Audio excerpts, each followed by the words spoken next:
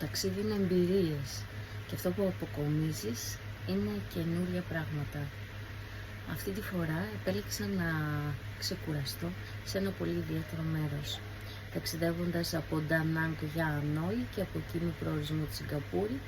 Η πτήση μου είναι αρκετά αργά το πρωί, οπότε φτάνοντας κατά τη μία στο αεροδρόμιο του Ανόη και αλλάζοντας τέρμιναλ από το 1 στο 2, βρέθηκα σε ένα αεροδρόμιο σχεδόν άδειο. Έτσι αποφάσισα να ξεκουραστώ για κάποιες ώρες. Η επιλογή που έχει κάποιος στο αεροδρόμιο είναι να επιλέξει ένα sleep pod. Τι είναι το sleep pod? Είναι μικροί χώροι όπου μπορείς να ξεκουραστείς, να κοιμηθείς για κάποιες ώρες. Δεν έχουν μπάνιο, χρησιμοποιείς το μπάνιο του αεροδρομίου.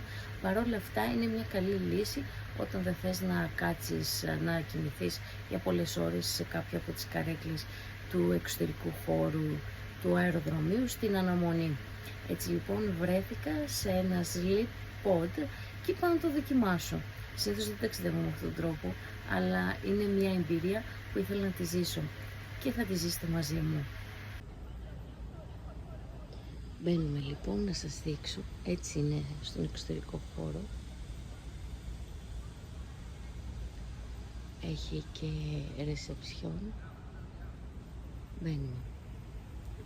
Είναι, φανταστείτε το σαν το πλοίο. Την καμπίνα ενός πλοίου. Έχει κουκέτα. Έχει 2 κρεβάτια, τηλεόραση. Εδώ ίσα που χωράει να βάλω τις βαλίτσες μου και αυτή τη φορά ήταν και αρκετές. Ψυγείο, σνακ, ξυπνητήρι μην ξεχαστείς, μπορείς να επικοινωνήσεις με τη ρεσεψιόν. Έχει τηλεόραση, δεν ξέρω αν το είπα, κλιματισμό. Και αυτός είναι ο χώρος που θα κοιμηθώ απόψε. Όσο για το πόσο κοστίζει ένας τέτοιος χώρος, 50€ για 5 ώρες. Δεν ξέρω αν είναι μια φθηνή επιλογή, σίγουρα δεν είναι φθηνή αν συγκρίνεις με τα δεδομένα του Ανόη και της Ντανάγκ, όπου μπορείς να βρεις ξενοδοχείο σε πολύ καλό επίπεδο μέχρι και με 10€ τη βραδιά. Είναι όμως σίγουρα μια λύση για κάποιον που έχει ταξιδέψει πάρα πολλές ώρες και θέλει να ξεκουραστεί. Για να δούμε λοιπόν πώς θα είναι η πρώτη βραδιά σε ένα τέτοιο χώρο.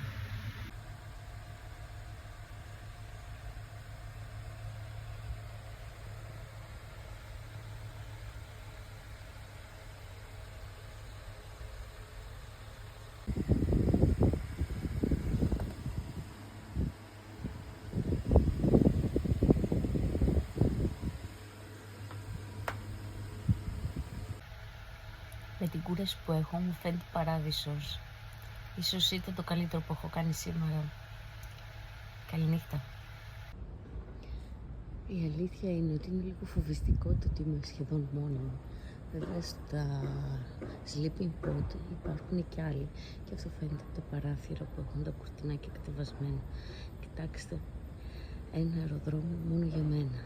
Λοιπόν, για να έχετε εικόνα τι ακριβώς γίνεται, αυτές εκείνη τα sleep pod, το δικό μου δωμάτιο είναι το 301, ρεσεψιόν, και για οτιδήποτε χρειάζεσαι πηγαίνεις στη τουαλέτα σε αυτό το κοινόχρηστο χώρο.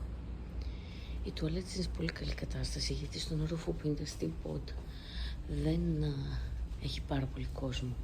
Ίσως γι' αυτό και το έχουν με αυτόν τον τρόπο κάνει. Οπότε ό,τι χρειάζεσαι έρχεσαι εδώ, πεντακάθαρα, είναι αλήθεια αυτό.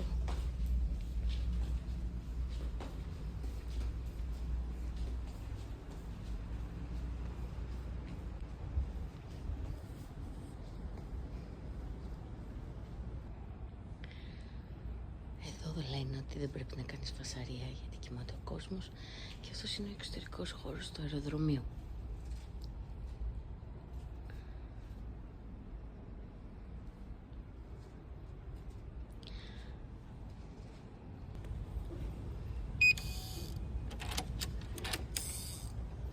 Και μπαίνουμε.